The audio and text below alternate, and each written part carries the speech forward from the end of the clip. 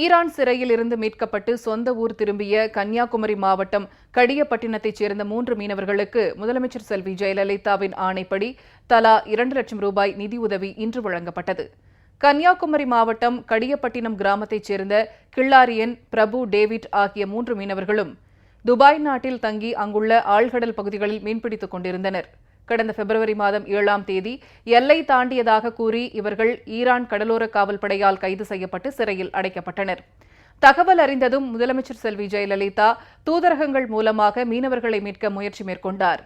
முதலமைச்சரின் தொடர் முயற்சி காரணமாக 3 மீனவர்களும் கடந்த ஏப்ரல் மாதம் 21ஆம் தேதி ஈரான் சிறையிலிருந்து விடுவிக்கப்பட்டு தாயகம் வந்து சேர்ந்தனர். இவர்கள் புது வாழ்வு தொடங்குவதற்காக முதலமைச்சர் செல்வி ஜெயலலிதா 3 மீனவர்களுக்கும் தலா 2 லட்சம் ரூபாய் நிதியுதவி வழங்க உத்தரவு பிறப்பித்தார்.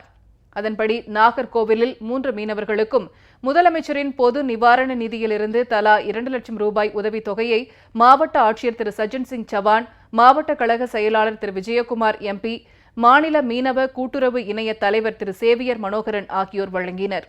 நிதியுதவியை பெற்றுக்கொண்ட மீனவர்கள் முதலமைச்சர் செல்வி ஜெயலலிதாவுக்கு நெஞ்சம் நெகிழ நன்றி தெரிவித்துக் கொண்டனர்.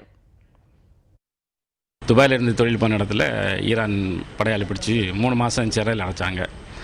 முதலமைச்சர் அம்மானால தான் அவங்க முயற்சினால எங்களுக்கு 3 மாதத்தில் விடுதலை கிடச்சது. இல்லைன்னா அதிக நாள் இருந்திருப்போம். அம்மா எங்கள் வாழ்வாதாரத்தை மனதில் கொண்டு 2 லட்ச ரூபா, ஆளுக்கு 2 லட்ச ரூபா இப்போ தந்திருக்காங்க. அம்மாவுக்கு என்னைக்குமே நன்றி இல்லை கடமைப்பட்டிருக்கோம்.